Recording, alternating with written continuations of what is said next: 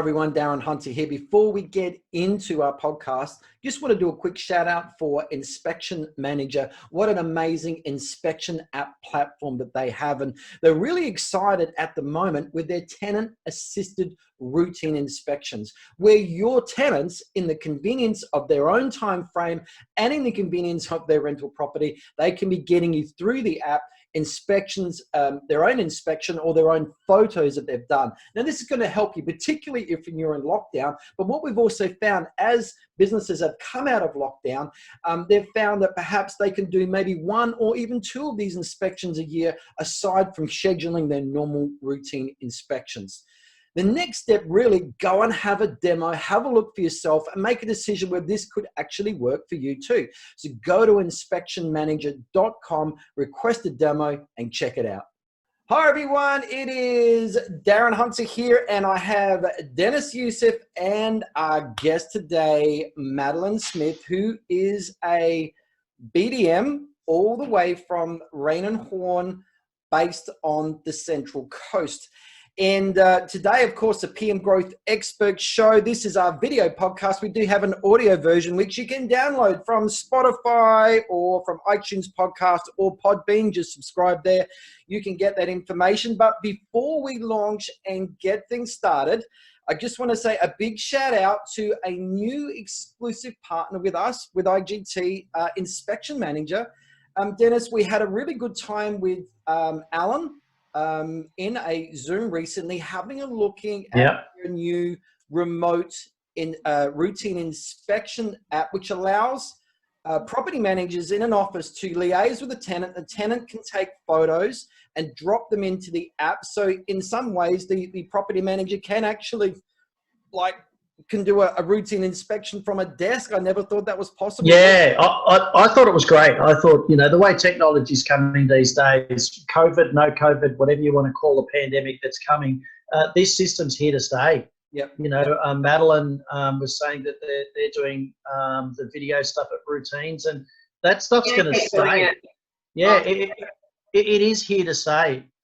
And I also love what they're doing as well, Darren, is the electronic signatures that's becoming part of their process as well. So they've certainly created a product that's adapting to technology and society being mixed together, but as well as streamlining things really well. And we had a discussion with Madeleine earlier, and she was saying back in the day when she was a property manager, the support that they've got. It's not the first time I've heard what you were saying. You're at a house at 6 o'clock, and what was happening, Madeleine? Oh, like if I was doing an outgoing and even little glitches were happening in the system. I remember I had James from Inspection Manager on speed dial, and he would stay on the phone to me until it was resolved, sorted. I finished meeting going. I was happy. He'd be like, "Are you in your car? Are you going home? Are you done?" That's perfect. Their support, second to none across a lot of different platforms that we use. Yeah, and I've got to say, Darren, it's not the first time I've heard that. So that's good. That's good. It's not about having it's not about selling a product and being over salesy. They deliver at the back end. So you can have a great product, and if you can't support your clients or your customers when something goes wrong with it, or they don't know what they're doing with it properly, or the training's not implemented well, then what's the point? Sorry. And that's a stressful moment that you were in, and no doubt if that didn't work, you would have went back to your office and you would have said, I would have gone home and would have won. Let's move on, guys. Let's move on. And if you are interested in Inspection Manager, just go to inspectionmanager.com and ask for a demonstration. Have a look and see the system for yourself. I'm sure the guys will be very happy to show you. And that's over Australia, New Zealand, and also if you're in the United States, try them out. All right, UK. The UK. Yep. Let's move on. Now, before I hand over the reins to you, Dennis, you recall it was about maybe September last year, so about 9 months ago, you and I were in Vegas. February last year. February, March. And I was walking down the street at about 10 at night. It was actually we were doing our one-day Grow More Doors one-day session in Vegas. That's right, we were there for that. And I remember walking down the Vegas Strip on my own, 10 at night, lots of crowds of people everywhere, and suddenly it's Darren. And there is Madeleine running the other way, having recognized me out of these thousands and thousands of people on the other side of the planet. Vision. It was amazing. It was like, oh. But the thing is, Dennis, it was like, it wasn't, hey, going down, where's Dennis? Where's Dennis? Well, and Madeleine and I met in 2014, and we formed a good friendship from day one connect. And no doubt I would hope that she was asking, where's Dennis? Where's Dennis? And it was really funny because I got the text messages from you guys. I think you sent me a photo, and I had all these property managers sitting at the casino. We're at the Mirage, and I said, guys, you think you've got good property managers in BDM. You're about to meet one of the best, and they were, we had a quick discussion, and that was actually our last night. So it was good to actually introduce an Australian. No, I just got off the plane because my best friend, I just arrived. No, we'd driven from LA, but we just walked out of the hotel. Yeah. Now let me add to that. So back in 2014, when Madeleine and I first met, it was actually at a conference that I was presenting at. And remember the first thing you said to me after hi, how are you? Why aren't you a BDM? Yeah. I recognise time for context. Yeah, I did recognise it straight away that you should have been a BDM, and I remember I was probing and asking you all these questions, and you started to tear up, and it's okay, we'll get you all embarrassed. Because, and I think it was, you had a passion for the industry, but I was actually saying, you're in the wrong position. You should be over here, right? And and then I remember a few months later when you rang me up and you said, guess what? And I was so happy. And your results have been proven, so congratulations. Can I just say that in the last 12 months, and congratulations, Madeleine, you did sign up 150 properties, or it depends on where you are, doors. I do 150. So well done. Yeah. Well done. That's awesome. That's really, really, really good. And your energy, your knowledge for the industry, you are infectious. People meet you, they know they're in a room with you, right? And when you're dealing with a potential owner and they catch that and they see that you are knowledgeable and you've got a zest for life, that's a natural trust that you can't train. And you've naturally got that. So well done for having it. It's really, you can train trust, but that natural ability is just something that you can't carry. So, and you do carry that. And well, I know my conversion rate's significantly higher when I can actually get in front of the client. Well done. Yeah, that's awesome. So why did you join real estate? What got you into real estate in the first place? Why did I join real estate? Because I didn't want to be a checkout chick anymore. Literally. I had a client, a customer, worked at Coles. I used to serve him every week when he did his groceries, and then that was my first boss. He just walked in one day and said, I was on my lunch, on my tea break, but he just came in and left his business card and said, tell her to give me a ring. So then I just did reception, property officer, property manager from there.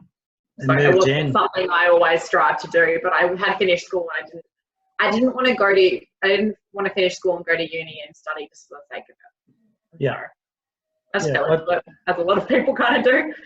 There's nothing to be sorry about. The 3 directors of Inspired Growth Training, 1 was expelled from school, 1 was and 2 were university dropouts. So we didn't want to study either. So it's just one of those things. If you've got a zest and a passion for something, that you are going to succeed at it. You certainly did. So tell us about your office. Tell us about the company that you're working for and your area. With Raine and Horne, we're about an hour and a half, depending on how close you want to be to the beach, north of Sydney, New South Wales. My BDM role is probably a little bit different to most, where I don't just have to focus on the residential rent role. We also have a commercial division as well as holiday management. So I get to have a bit of a more varied conversation with clients about what they need, but it's really good because it means they might just come to us for one residential investment property, but they might also have factories or commercial spaces. They might also, a lot of people have holiday homes up here that they use themselves from time to time up from Sydney or what have you, but obviously need the guest bookings throughout the year as well. So kind of a one-stop shop, I suppose. And that's I guess that's no doubt handy during your presentations or when you're speaking to people as part of your spiel to let them know that, you know, you have specialty areas within. And I suppose the idea is, you know, for me as BDM, you know, I welcome them to the business on whatever one of those levels it might be. But then I can also manage those relationships between different departments if they need additional services. So it's good, and it's a good point of difference as well, because a lot of our competitors, you know, they'll do holidays, but they won't do permanent rentals. They'll do commercial, but they won't do residential. So okay, that's awesome. So what year did you join real estate? 2009. 2009. Okay, so wow, I've actually found someone. I've been in real estate longer. That's a rarity. I started in 2008, so I've only just beat you, right? I finished high school in 2008. Yeah, that's cool. So I've worked out your age, and you don't know mine, unless Facebook tells you. You know, if going into the office, you know, you remember that first day when you're walking in, no doubt you had nerves or excited nerves to doing something different, becoming an office. You know, rather than working in Coles, you know, that first day going in, you know, if you were to be tapped on the shoulder and it was Madeleine Smith tapping you on the shoulder, what advice would you give yourself when you're about to walk in? What's that advice? That's that question a number of different ways, because that first day I was just a receptionist, and I at that point didn't know I wanted to make a career of real estate. But probably more relevant for anyone watching this, when I first stepped into the BDM role. Yep. And I think the most important thing would be to really understand and treasure the relationships you've already got, and work on those, because they're gold. And then just you follow up, follow through, and know how important that is. Yeah. I think you have a lot of conversations with people that you don't think anything of at the time. But if you just, you know, pick up the phone again 3 months later, 6 months later, and continue that, obviously now I've been doing it for a while, they just naturally come back to you. You've got to maintain that relationship. It's certainly about connecting with those clients, you know, whether you're talking about sport, babies, cars, whatever. It's having that connection and building those relationships is really important. Now, congratulations. You're one of quite a few people that I know that have started as reception and worked their way up into a BDM position. And tomorrow you were sharing what's happening tomorrow for you. I'm taking on a role to oversee the department. So reception, working your way up through the ranks. Congratulations. We're doing some restructuring, and I'm just going to oversee the department for a little while and make sure it goes the way we want it to go, to make sure we can, you know, keep serving our clients and keep them. Well, people have obviously, your bosses obviously saw something in you. You know, I know Laura Levison is one of the most successful. We all do, right? We all know her really well, and she started in reception. Simone Curley's another amazing person that we know, and again, somebody started on reception. You know, we don't give enough credit to the receptionist, whether it's an It goes a long way, and I think, you know, you can really understand how everyone works together if you've done it. Yeah. It's different, you know, to a certain degree in every office, but it helps you manage it better and more effectively when you actually know what that role is like on a day-to-day basis in practice, rather than just in theory.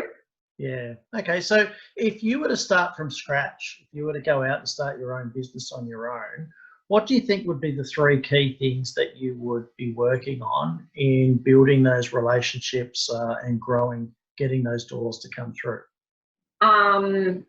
Just, I suppose, working on those relationships that you've already got, and expanding them and doing what you can to grow, you know, from 1 person to 3 people. It's 6 degrees of separation, as they say.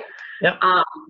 But I think focusing, you know, tradies, conveyancers, there's so many people that you see and speak to in business, but then there's also personal friends and cafe owners and other people that aren't necessarily in your business line of sight that can have an influence on other people that choose to do business with you. So like I always wear my name badge, always. Yeah, I was a bit of an anti-name badge person, Darren. And I didn't used to, but I used to be an anti-person on them, and I got challenged. And I wore a name badge, and by crikey, I picked up a manager. Except every single day without fail, someone says hi to you and uses your name, and you don't know who they are. Yeah. So let me dig a little bit deeper. So you're talking about the three strategies. You're talking about the connections and picking up the phone. How else would you be building relationships? What other ways would you be doing? Would you be doing? So because of where we are, a lot of people will be moving out of Sydney. And so I think that the conversation for me goes beyond just real estate. Yep. So, it's a big thing that they're committing to. They're relocating areas. They're often moving their kids' schools. So I think really making people feel comfortable with that whole decision and sort of unofficially partnering with, cafes and pubs and being able to say, oh, okay, you're living here, this is your new local, or this is a cool spot to, a nice lookout, or giving them other things to do. And it's more of than a friendship, I suppose. Yeah. You know what I like it? Relationship. That's cool. You know what I like in this, Darren? What I'm trying to highlight here, and Madeleine, you keep emphasising that personal touch. You haven't mentioned social media once. Okay, so yes, it's social media. I'm not actually that big on social media. It's a really passive, natural thing that I do. Have you seen it? Have you looked at my Instagram today? Did you see what I did earlier?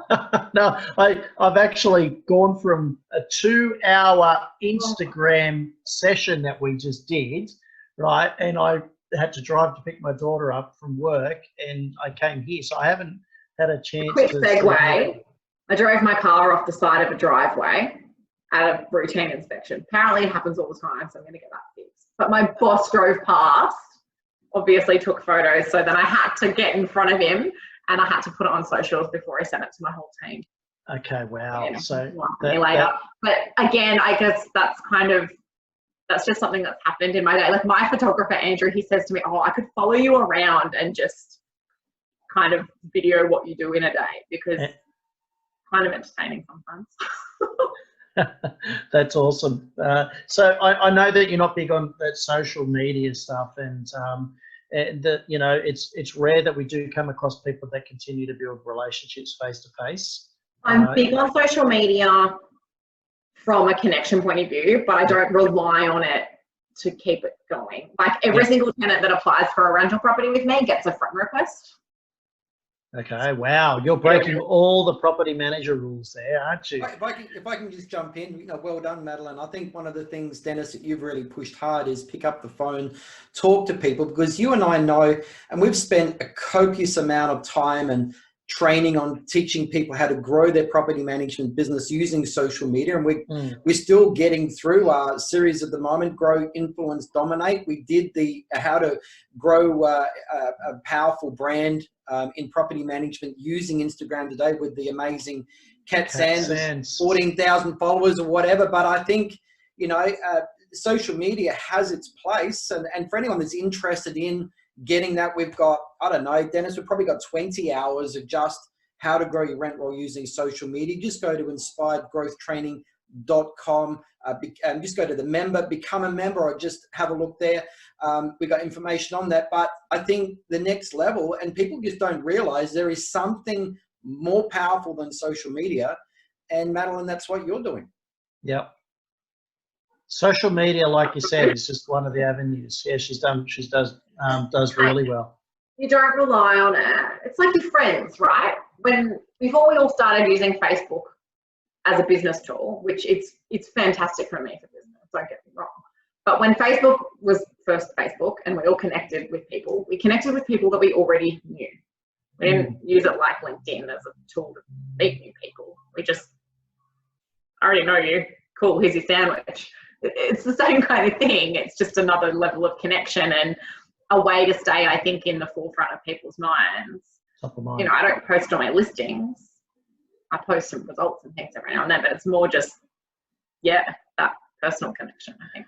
Well done. You know, that was one of the things that Kat was sharing. Don't post your listings. She actually had it in capitals, in cap locks. Don't post your listings. Like, you know, it's cool, you know. And again, it's having a dabble in everything. It's becoming that top of mind, etc. to continue to do that. You know, COVID, obviously, we've come and gone, or we're in it, or we're not in it, or we're in a recession, or whatever we're in.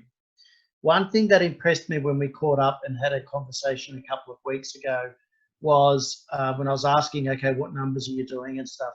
And you said you're still doing the same numbers as what you're doing before, as what you are. Completely. And I've been doing the same numbers since I first stepped into the BDM role.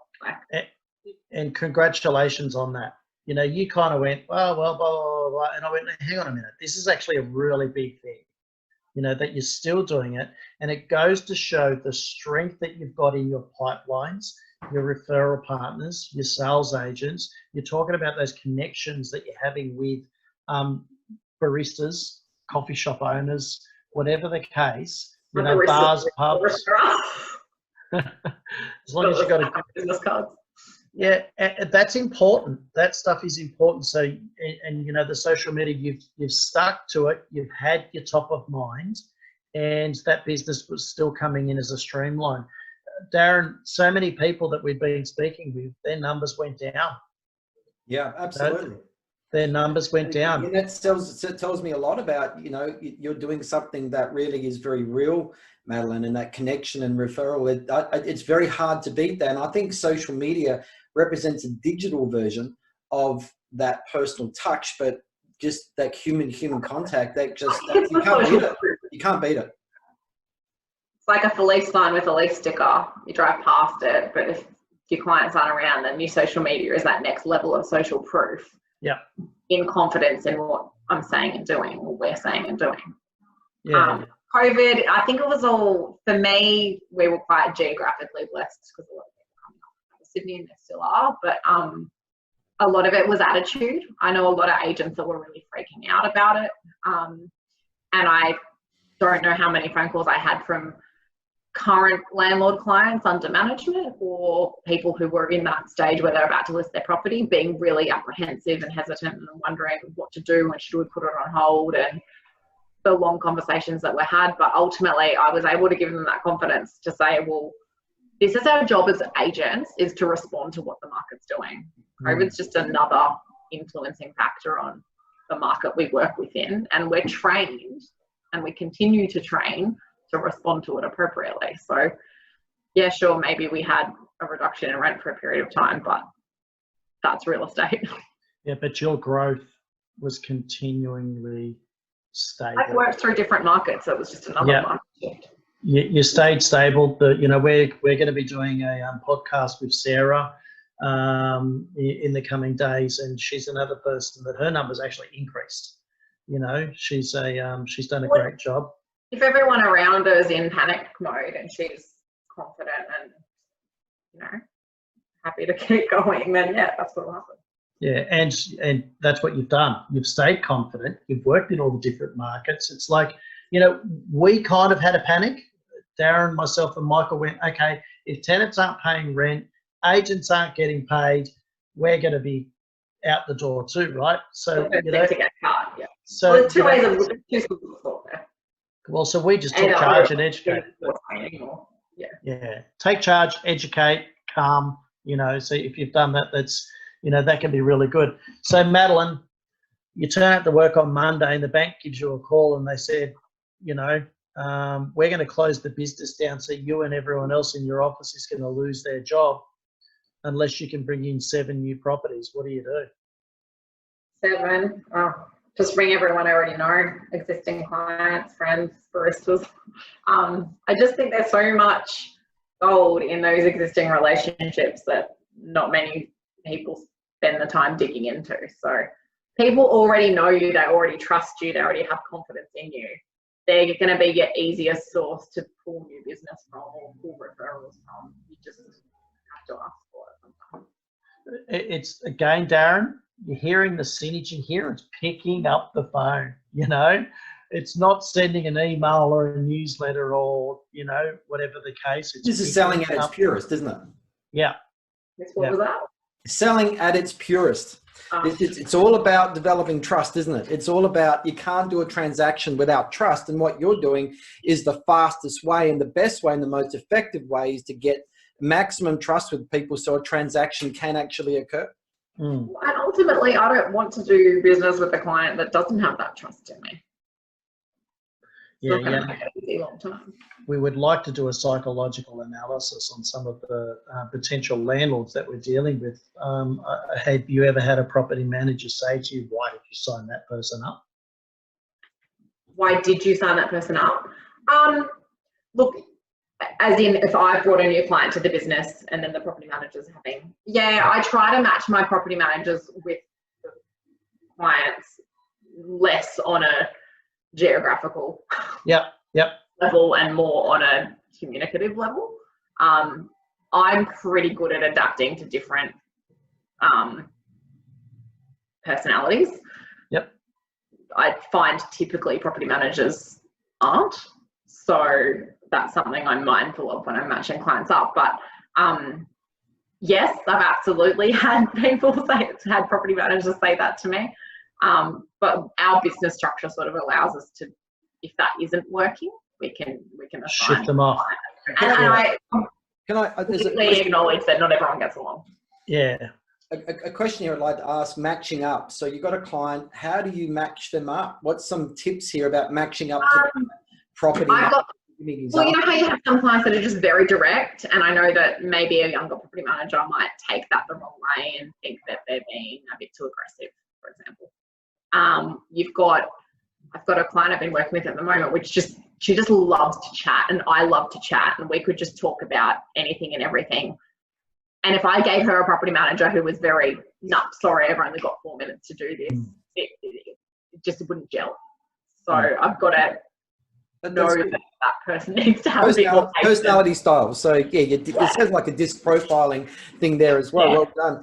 Another question for you that has just come up through this conversation. So transition from BDM to property manager, handing over a client, what are some hints and tips to make sure that the transition is as smooth as possible? Because you've gained the trust with these clients. Now you have to hand them to someone that they don't know. How do you make it? I think that's the most crucial part of the whole process. And ultimately, they trust the property manager because I trust the property manager and they trust me. Yeah. So they know, I don't manage any properties on an ongoing basis, and neither does my other BD, but we don't go anywhere. So if they need something and they can't get through to the property manager or whatever the case may be, they can still ring us.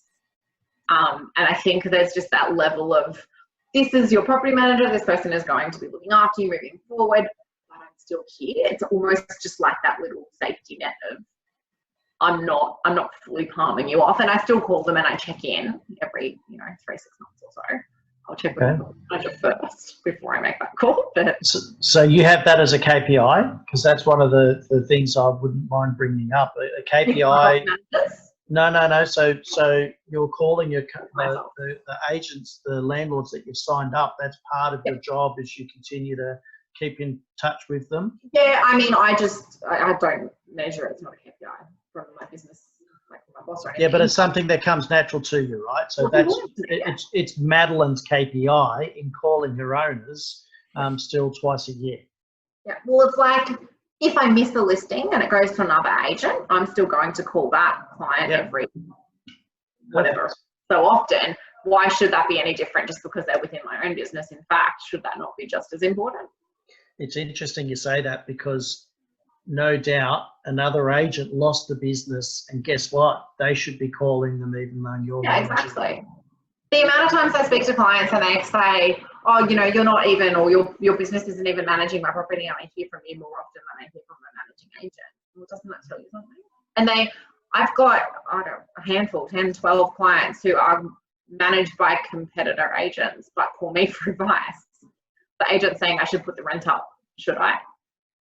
And it's like, why are you calling me? Ready to sign that agency agreement yet? No.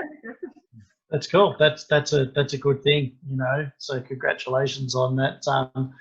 You know, on doing that. And I think a lot of things just naturally come to you. You don't even realise that, you know, you brought up before, oh, it's not a KPI, but it is for you. It's in your head. It's subconsciously.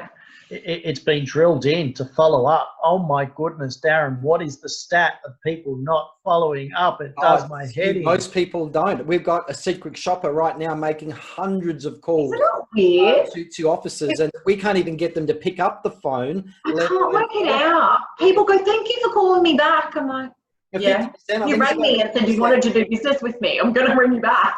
50% aren't picking up the phone, or they're simply not returning when the receptionist leaves a message. They're not returning. So it's huge numbers. Dennis, I'm just wondering if I can just jump in on another question here.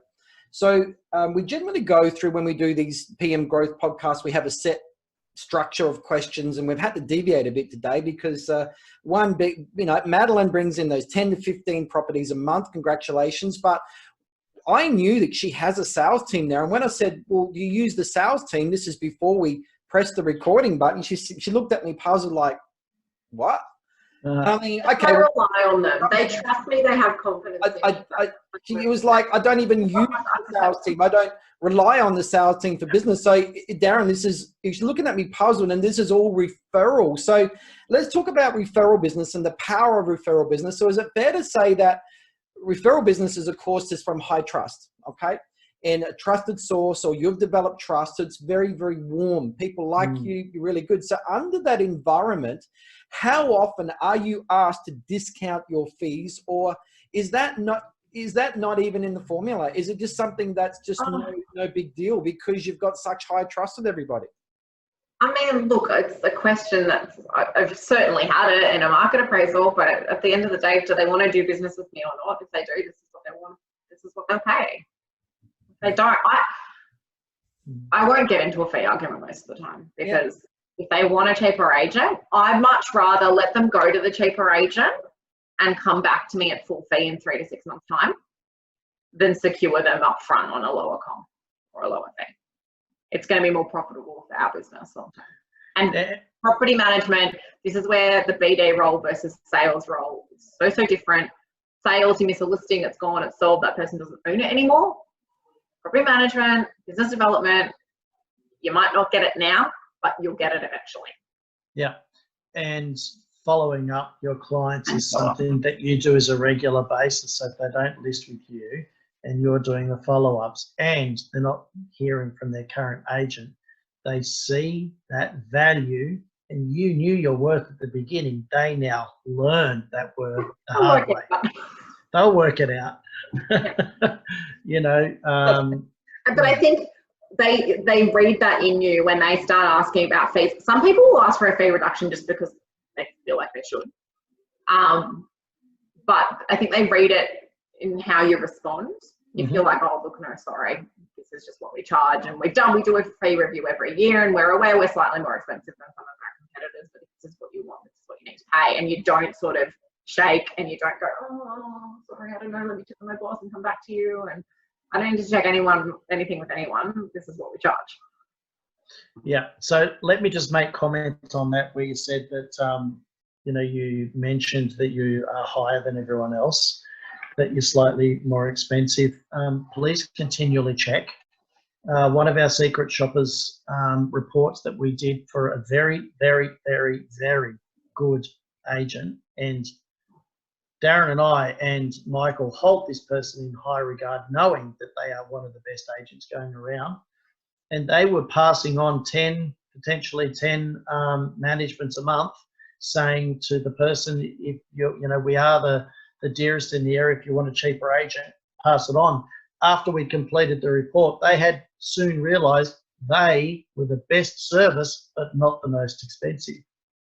So they were passing on all of this money, and it was, you know, it was only until the secret shopper report discovered, you know, that revealed that, because they actually thought they were expensive, but the secret shopper report to them with 10 of their competitors revealed otherwise, and actually showed them a different truth and able to have a different. You've got to know what your competitors are doing. You've got to know exactly what everyone else that a client is likely to compare you to is offering. Well, you need to know what your points of differences are. If I can just do a quick plug for people out there, this is our PM Growth Experts podcast series. We actually do have another podcast series. Just remember secretshopperfiles.com. That's secretshopperfiles.com. Go there and you'll be able to see we've got the Secret Shopper Files podcast show on Spotify, Podbean, and iTunes podcast as well. And that's where we call up 10 competitors in a marketplace, and we just talk about the results without revealing any agency names or giving away any sensitive information like that. It's a shocker, Dennis, some of the things that we come across. Darren, I've been listening to a lot of the phone calls of late, and it is absolutely surprising how many people just say, I'll send it in an email, or I'll, go to our website and have a look. Yeah. Or whatever it is. So it might be how many routines you do. Oh, it's on our website. I'll send you the link. Like, once you've got them on the phone, right? Don't get them off the phone and send it to your website. We've got the Wellington files coming up. We're about to release that this week, and that's podcast number 5. And we're shocked at the amount of people that were on the phone that you could tell they weren't BDMs, Madeleine. They were busy property managers. They were busy property managers where growth was a pain in the backside and inconvenience to them. And they were trying to get people off the phone as quick as they could and saying, just look at the website. The information you want is there, and more or less saying goodbye. And we didn't get that with 1 or 2. We found that consistently nearly across all 10 offices that we called in Wellington, New Zealand. But because they don't have BDs, right? I just think it's because all the property managers are too busy to even want new business, and it's a pain. And so it was a real shocker. I guess it showed me the importance of having a quality BDM like yourself on that front line, capturing the prospects, shepherding in, and then taking them to the shepherd, the property manager, to then look after their property. It's so important. But the property managers need to see new business coming to the portfolio as a good thing. Oh, good, this is another person I get to work with. This is another property I get to look after. You hope so. Another tenant I get to ensure has a great experience. They're not focused on new business, nor do they. Well, that's right. Now, Madeleine, you successfully went from property manager to BD, right? Thank you. Well, let's say I was just a guide, okay? You did all the work. It's a different mindset. You've already just said, you hit the hammer on the nail. The property manager should be excited about looking after another client. You obviously had that, right? You obviously had that attribute, and that's what's made you be a good BDM, because you're very good at educating people. You're very good at, gaining that trust. Under promise, over deliver. And that was something I struggled with, stepping from the PM role into the BD role, because I would sort of sell what I would do as a PM, but you need to know how your team works. Yep. And if you get your clients' expectations aligned with the realities of the business, and you know where your strong points are, then you can give them a really good experience. So you spoke about experiences of what you did and what the team does, not about what I can do for you anymore, right? Well, I'm not the one managing their investment at the end of the day. That's right. I'll help them set it up. I'm here to make sure they get the most out of it. I'm here to make sure they compliant. But in terms of the big picture and what they're trying to achieve, that's down to the property manager to understand the client's goals and help them get there. Yeah, a credit to you. I don't think people realise that when they are a property manager, they are very good negotiators. Being a BDM is about negotiating to get in front of the door, in front of the client, because You said it earlier, Madeleine, that when you get in front of the client, you know that your conversion rate's higher. Yeah. Okay, that's a negotiating process. You can't just process. say no to someone face to face, right? It's that trust factor, right? Or do a Zoom meeting and have a Zoom meeting if you can't get face to face with them. You know, negotiating. You're negotiating with tenants to pay the rent. You're negotiating with tenants to apply for your property, not the rival one. You're negotiating with the tenants. No, they can't have 5 dogs, 6 cars, 3 caravans, and 16 trailers in the backyard. It's a no, that's not an urgent repair. No, without one light switch. So your negotiating skills as a property manager are up there, right? And once you become a BDM, it's just that mind shift of it's not me anymore. This is how we do it, and your negotiating continues on. It's just in a different variation. Yeah. I just think a lot of clients, like, they don't know what they don't know, so a lot of it's education and as well. Yeah, well done. That's really good. I mean, we've got, you know, another successful BDM that we know, Darren, and she's also done a, you know, she's been part of the PM Growth Expert Show, is Shoshana. You know, Shoshana, we all know Shoshana. She's an amazing person. She's gone out on her own now, and it was just like you, Madeleine, looked her in the eye and said, why are you a property manager? You should be a BDM. And we're all into property management, I think, and I don't know. The BD role doesn't exist in every business. So no, it doesn't. Oh, well, they did by the time I left. But like when I first got into real estate, the office I worked for didn't have a BDM. Okay. It did by the time I left, but it's not in every office. So no, it still isn't, you know, and there's certain skills that a property managers are capable of being good BDMs. It's just having that mindset shift. Once that phone rings and it's a new landlord asking questions, you're not a property manager anymore. You're a salesperson for the property management department. Absolutely. Yeah, which is really, it's really good. We're just selling a, you know, service rather than a product, if you will. Yeah. In the house. Yeah. So guys, I think we should wrap this up. I've just got one last question for you, Madeleine, unless there's something else you want to go through, Dennis. But so let's just say you're on stage at the Inspired Growth Conference, and you've only got 2 minutes to speak to a crowd of BDMs or people that grow the business. What's the most important thing that you would say to them? What's the most pressing thing that you would like to impart to them? Have I spoken at one of your conferences before? I can't think. Not yet. Definitely. What's the most important thing I would say to a crowd of BDMs? Did I already say follow up? Follow up.